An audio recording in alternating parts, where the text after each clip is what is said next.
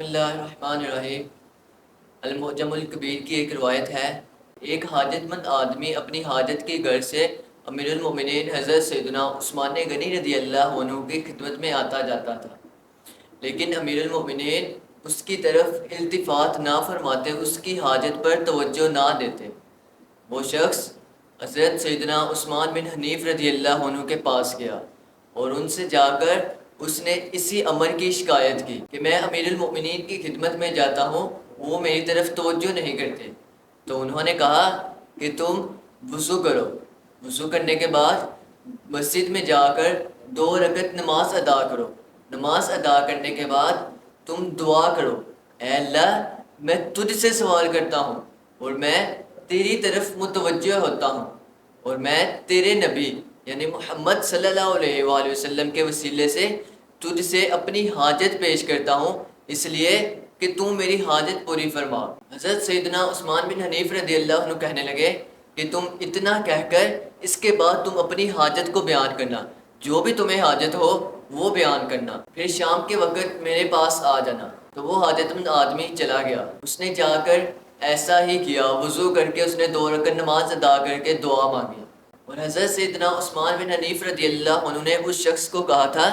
کہ تم ساتھ مجھے بھی لے جانا کہ میں بھی امیر المؤمنین کی خدمت میں چلے جاؤں گا، لیکن وہ شخص اکیلا ہی حضرت سیدنا عثمان غنی رضی اللہ عنہ کے پاس چلا گیا۔ تو اس نے جا کر دروازہ کھٹکھٹایا،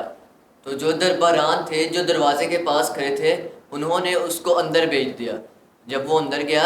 تو امیر المؤمنین نے اس شخص کو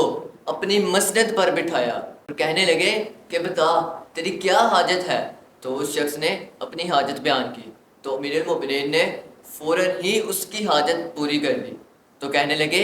کہ تم اتنے دنوں سے آتے ہو لیکن تم نے حاجت بیان نہیں کی، اب جب بھی تمہیں کوئی حاجت ہو، جب بھی کوئی حاجت پیش آئے تو تم ہمارے پاس چلے آنا، ہم تمہاری حاجت کو پورا کر دیں گے۔ اس کے بعد وہ حاجت مند آدمی واپس چلا گیا، اور راستے میں جب حضرت سیدنا عثمان بن حنیف رضی اللہ عنہ کو ملا، جا کر ان سے کہنے لگے کہ اللہ تعالیٰ آپ کو جزائے خیر دے، آپ کی سفارش کی وجہ سے امیر المؤمنین نے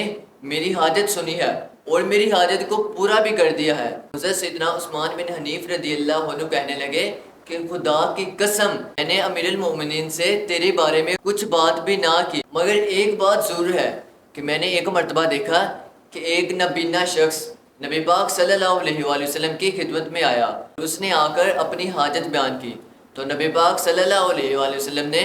اسے یہی دعا کرنے کی تلقین دی کہ تم ایسے وضو کرو، مسجد میں جا کر 2 رکعت نماز ادا کرو، پھر دعا مانگو۔ حضرت سیدنا عثمان بن حنیف رضی اللہ عنہ کہتے ہیں کہ خدا کی قسم ابھی ہم اٹھے بھی نہ تھے کہ وہ نابینا شخص ہمارے پاس ایسے آیا گویا وہ کبھی نابینا تھا ہی نہیں۔